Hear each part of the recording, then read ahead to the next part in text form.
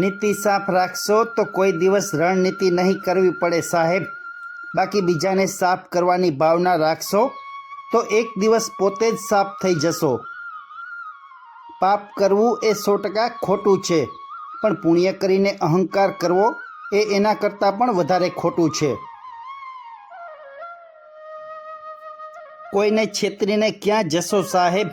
બસ છેતરાશે માણસ, પરંતુ ઉપરવાળો નહીં.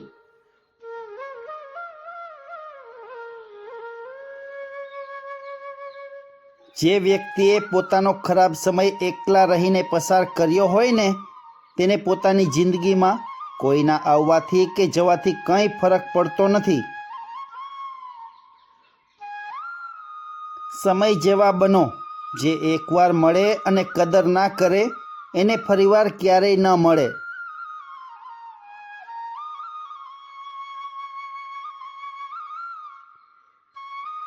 ગયું વર્ષ સહેલું તો નહોતું, પણ શીખ બહુ મોટી આપી ગયું. તૂટીને પણ કેમ ઊભું રહેવું એ શીખવાડી ગયું.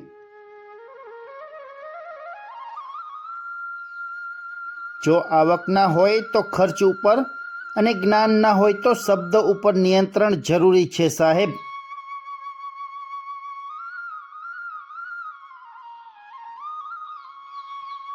જીવનમાં એવી રીતે ઘડાઈ જાઓ કે સ્થાન હંમેશા ઉપર મળે, નીચે નહીં.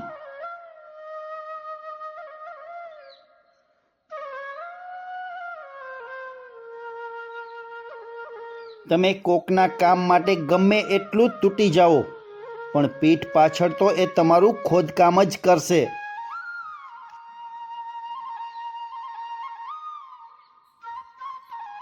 અમુક વખતે સત્ય ખબર હોવા છતાં શાંત રહેવું પડે છે સાહેબ. તેને મર્યાદાની ખામી કહો કે સંબંધ નિભાવવાની જવાબદારી. વિશ્વાસ કરવા માટે તમારા વ્યક્તિત્વમાં ઈમાનદારી છલકવી જોઈએ સાહેબ. દેખાડો અને 4 સારી વાતો કરી લેવાથી વિશ્વાસ નથી જીતી શકાતો.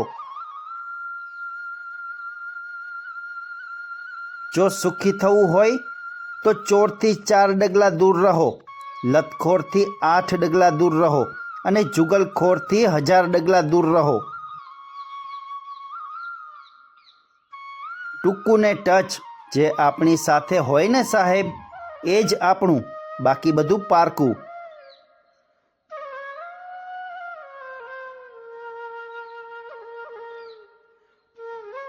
અભિમાન ક્યારેય ન કરવું.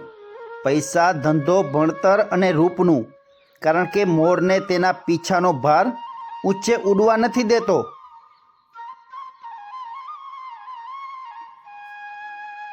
નિષ્ફળતા સામે હિંમત અને ધીરજ સાથે લડવું. આગળ વધતા રહો, સફળતા તમારી સાથે રહેશે.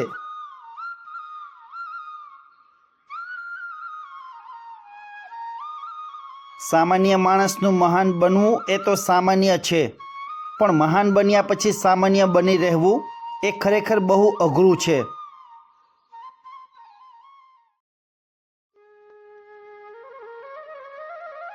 સમસ્યાઓ એટલી શક્તિશાળી કદી નથી, કારણ કે કાળી રાત ગમે એટલી લાંબી હોય પણ સવાર જરૂર અંધકાર હટાવે છે. બાપને કેટલી ઉંમર સુધી કમાવવાનું છે તે એના દીકરા નક્કી કરે છે, ઉંમર નહીં.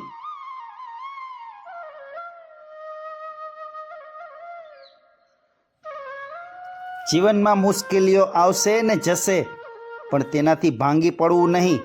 જેમ વૃક્ષની એક ડાળી તૂટવાથી તે પોતે આખું તૂટી નથી જતું.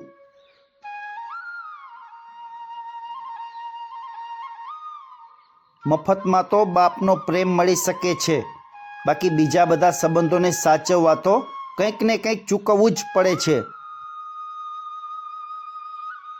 જે લોકો તમારાથી ખુશ નથી તો પરવા ન કરશો. તમે અહીં કોઈનું મનોરંજન કરવા નહીં, પણ તમારી જિંદગી બનાવવા આવ્યા છો.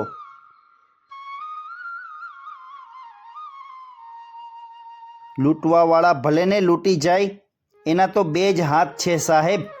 દેવાવાળો તો 1000 હાથવાળો બેઠો છે.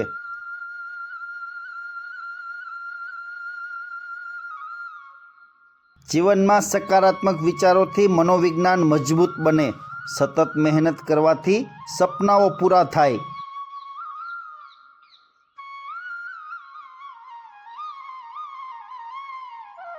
જે મનુષ્યના હૃદયમાં સાચી માનવતા હોય તેની વિચારધારા હંમેશા એવી જ હોય છે કે મને મળેલું દુઃખ કોઈને ન મળે અને મને મળેલું સુખ બધાને મળે. આપણી પીઠ પાછળ વાતો હંમેશા ઈર્ષા કરનાર જ લોકો કરતા હોય છે. બાકી આપણું ભલું ઈચ્છનાર તો આપણી સામે જ સાચું બોલતા હોય છે. તમાશો બની ગઈ છે જિંદગી સાહેબ. કોઈને કંઈ બોલીએ તો પણ ભૂલ આપણી અને કોઈને કંઈ ન બોલીએ તો પણ ભૂલ આપણી.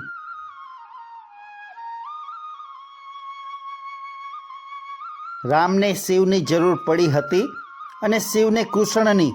તો આ માણસ ક્યાં અભિમાનમાં જીવે છે સાહેબ કે માણસને જરૂર નહીં પડે. હસતા મોઢે કપટ ના કરશો સાહેબ. ભોગવવાનો વારો આવશે તો રોતા પણ નહીં આવડે.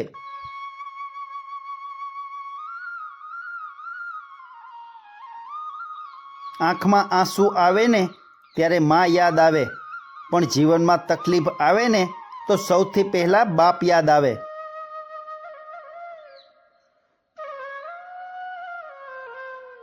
બધાને ભેગા કરવાની તાકાત વિશ્વાસમાં હોય છે સાહેબ, અને બધાને જુદા કરવાની તાકાત માત્ર એક વહેમમાં હોય છે.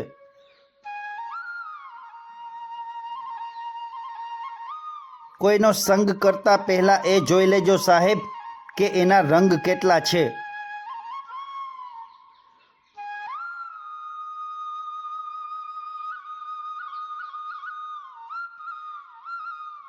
જીવનમાં દરેક વસ્તુ તમને પાઠ ભણાવી શકે છે સાહેબ. તમારે ફક્ત શીખવા માટે તૈયાર રહેવું જોઈએ.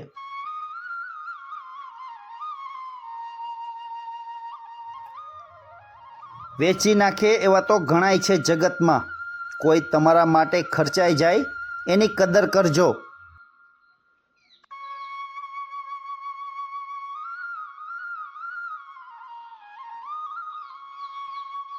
સારો માણસ ત્યારે ખરાબ બની જાય છે સાહેબ જ્યારે તેની ભલાઈ મજાક બની જાય છે.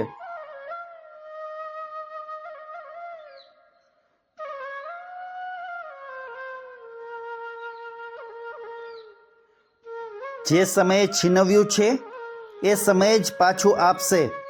તમે બસ પોતાને પરિસ્થિતિ સામે હારવા ન દેતા.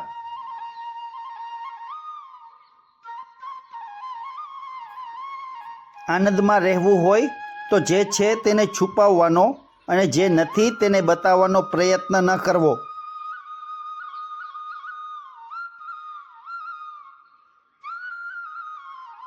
મિત્રો, આજનો વિડીયો પસંદ આવ્યો હોય તો લાઈક, શેર અને સબસ્ક્રાઈબ કરજો. ફરી મળીશું નવા વિડીયો સાથે. નમસ્કાર.